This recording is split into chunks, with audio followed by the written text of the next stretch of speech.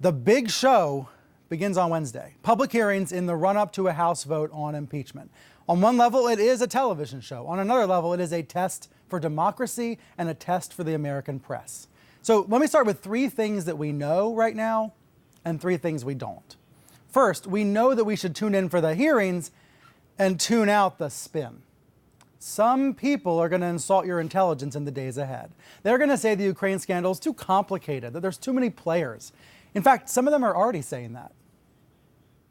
It's not a sexy scandal. This is about a transcript of a phone call with a country no one cares about. No one can find Ukraine on a map. Come on, man. If you don't think your viewers can find Ukraine on a map, then pull up a map. Help them find it. That's the next thing we know. The onus is on reporters, not pundits like Jesse Waters, but reporters to help readers and viewers navigate through this story.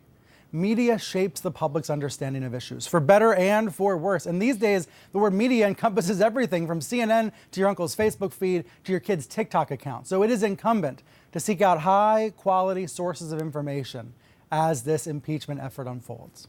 Look, some people are going to tell you that it's a bust no matter what. They're already cooking up talking points for after these hearings. But don't buy into the predictable, pre-baked narratives. Decide for yourself.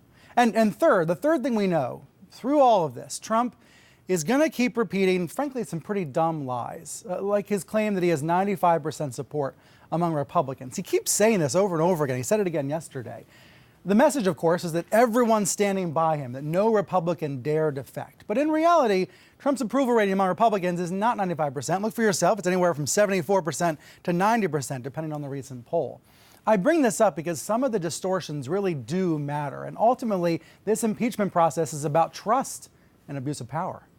Through sheer force, Trump is going to try to convince you that this is just about a single phone call. And his Fox friends are going to help him try. So journalists will have to keep cutting through the fog and fight for a well-informed public. When he says it's all about a phone call, fact checkers have to say it's about a months-long attempt to pressure a foreign leader to help Trump win re-election. And we already know all of this. The details are right there in the transcripts and depositions. But here are three things we don't know. Number one, just how low will the deception go? How deep will the deceit go? Trump's defense is predicated on cheap slogans like coup and hoax. He's constantly contradicting himself, saying those slogans over and over again. One minute he says, read the transcript of his call. The next minute he says that Adam Schiff is going to doctor the deposition transcripts. He says the process should be public, but then he objects to televised hearings. So this is going to go on and on. How deep will the deception go? And the number two thing we don't know is, from a TV standpoint, will people tune in? Will people really tune in? I mean, in TV terms, and I sometimes hate to talk this way, but let's be honest. This is, at least on one level, a television show that's about to unfold. Will the Democrats put on a powerful first episode? Will they convince people to keep watching?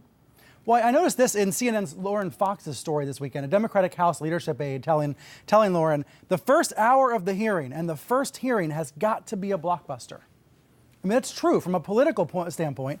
The first episode matters a lot, in the same way that in Hollywood, the first episode of a show either hooks you or doesn't. So will the Dems deliver? That's an unknown.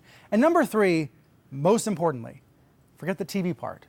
From a democracy standpoint, will Americans care? Will any of this matter? Sometimes it seems like nothing matters anymore in the Trump age. Don't buy that. It matters if we all believe it does. So here to discuss is someone really special. Bill Moyers was the White House press secretary during the Lyndon Johnson years. Then, of course, headed to NBC and PBS and other major networks. You probably know him from his many years as a longtime host on PBS. And he's here with me in New York for a special one-on-one interview. Bill, thanks for joining me. My pleasure. You have been around a little longer than me. You covered Watergate, you covered the Clinton impeachment. On the eve of another impeachment inquiry, hearings this week, do you fear for the country? For the first time in my long life, and I was born in the Depression, lived through World War II, have been a part of politics and government for all these years now. Yes, for the first time, because a society, a democracy can die of too many lies.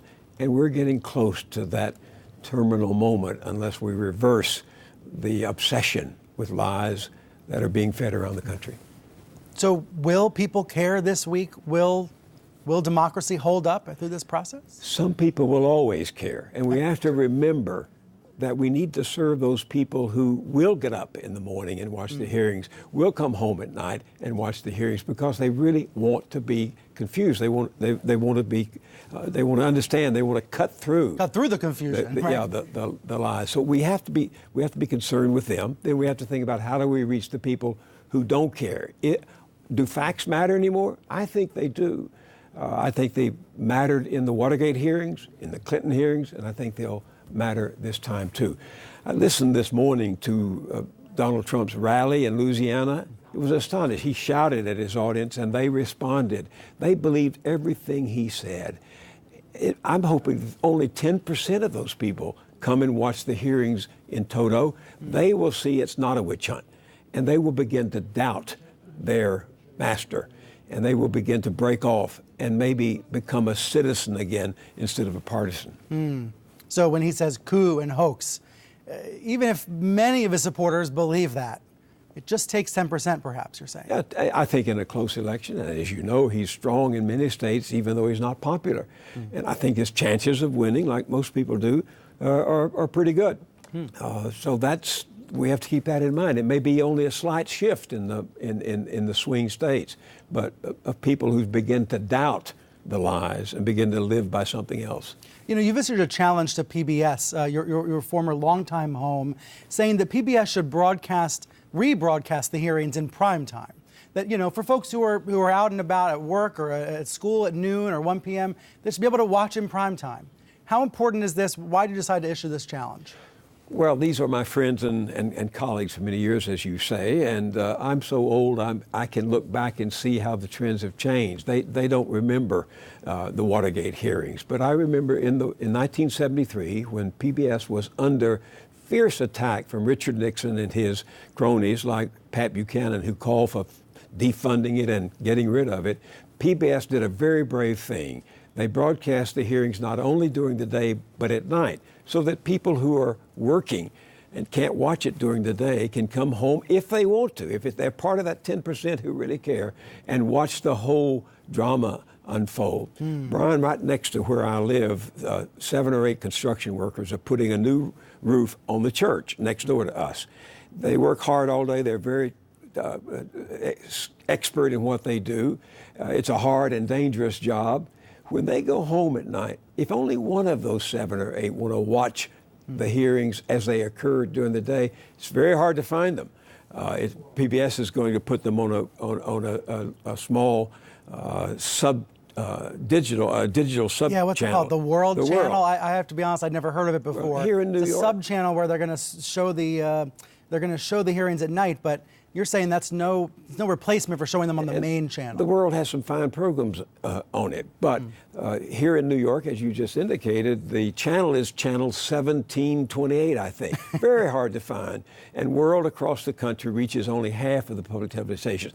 That workman needs, if he's a citizen as well as a contractor, if he wants to see it and make up his own mind about what he's seeing, there's very little chance, except on C-SPAN, for him to do that. So I think even though the universe of our business has changed in these last 40-something years, the PBS has a public service obligation, almost a duty, to care it for people who can't be at home and watch it during the day. It also makes me think about the responsibility that other broadcasters, other networks, other newsrooms have at this moment in time to try to help people be as well informed as possible.